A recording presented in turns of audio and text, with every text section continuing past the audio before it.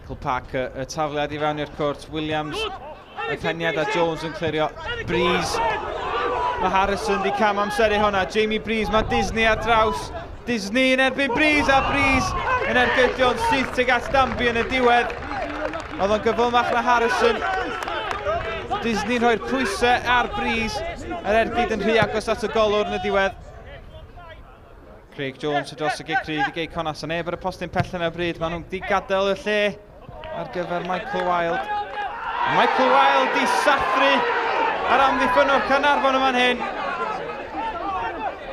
Da ni wedi gweld hynny o fan hyn, ydy Kevin Parry wedi gweld y sathriad gan Wilde ar yr amddiffynwr.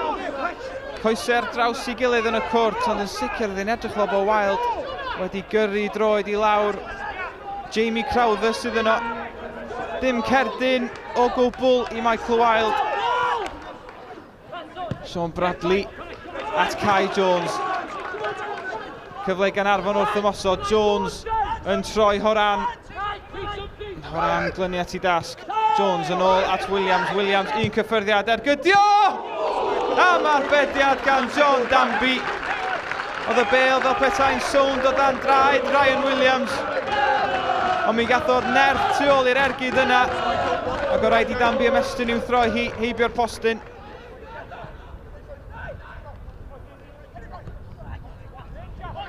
Jack Kenny di curo mar yn y ras yna. Kenny yn ôl, mae'n dod at Callum Morris. Morris yn troi un ffordd ar ffordd arall. A fymryn heibio'r postyn yn y diwedd gan Callum Morris. Yn troi'n sydyn ar ymyl y cwrt. Meddwl am ergydi'r y droed fe, ond yn y diwedd y droed chwith ar ergyd yn cosi'r postyn.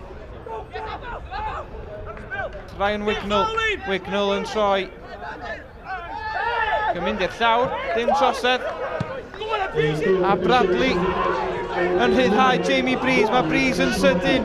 Horan sydd ar ei ôl o. Breeze ar ergyd I gefn yr wyth. Yn eiliadol ar hanner cynta. Un gic hir lawr cae yn hollti am ddiffyn Cei Connah. Breeze yn gyflymach na Horan ar ergyd droed chwith yn rhy nerthol I John Danby.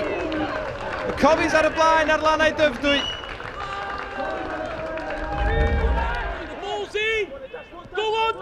Callum Morris. Tafliad at Danby. Darren Thomas oedd yn rhoi y pwysau arno fo. A dyma Danny Brookwell. Brookwell I Gareth Evans oedd yno. Mi oedd o'n cam sefyll. Pas hyfryd gan Brookwell ond Evans. Neb amseru'r rhediad yn ddigon da.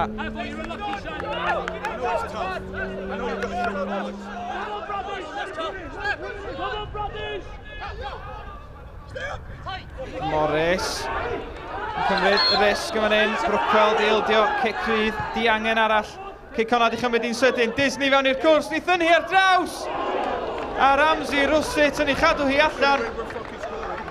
Cic rydd gael ei chymryd yn sydyn gan Cei Connah. Am ddiffyn Caernarfon yn cysgu. Rwsut mae'n cael ei throi allan am gig gornel. When you're competing and when you're winning the first and the second balls and just the ugly things and you're hooking things on, especially when you come here, you're giving yourselves half a chance. But my boys again were terrific. You know, it's another win. You know, against a top six credential, you know, they're going to be up there. You know, they're the closest challengers to TNS in my opinion, and yeah, it's another fantastic win. So it's vital now that we follow that on this week. You know, there's a lot of sore bodies in there, as you can imagine, but we've got to kick on now. You know, we've got to make sure we're building confidence after that and take it into Barry on Saturday.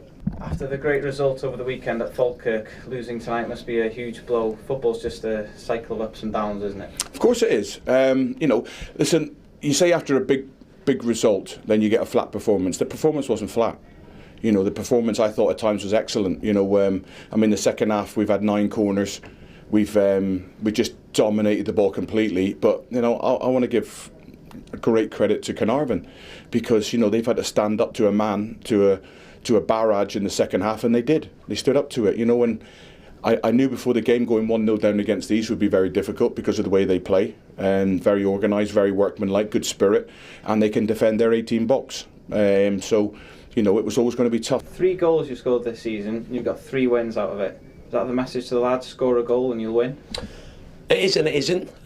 You know, that elusive second would be a bonus, to be fair. But we've had opportunities down at Cardiff Met, and we've had opportunities at Druids, to be fair. But once you nick a goal in front, I think one or two managers have said it over the weekend, you've got something to defend. And I think with the level of competition in the league, it's a fantastic league to be a part of. Teams will find it hard if you stay organised and you're honest and you do the right things and you listen to the instructions. You know, we've proved that we're tough to break down. So, you know, like you said, to score an elusive second would be a bonus, but we've shown that we can dig in, and, you know, when our backs are up against the wall, you know, we've come at trumps, and like I said, it's a fantastic win tonight, and we'll look to carry that on now into Saturday. So unfortunately, it's 2 defeats on the bounce in the league, TNS winning tonight, but it's only 3 points separating you at this stage. Of course, listen, I never ever look at the table until we're in a good position. That's the only time I'll have a look at the table. I'll stay away from it before that. So listen, it's going to be that kind of league this year. For me, you know, there's a lot of good teams, and there's a lot of teams that are very organised now and know how to shut up shop more than what they have in the past. And you know, and I thought Caernarfon did it very well today.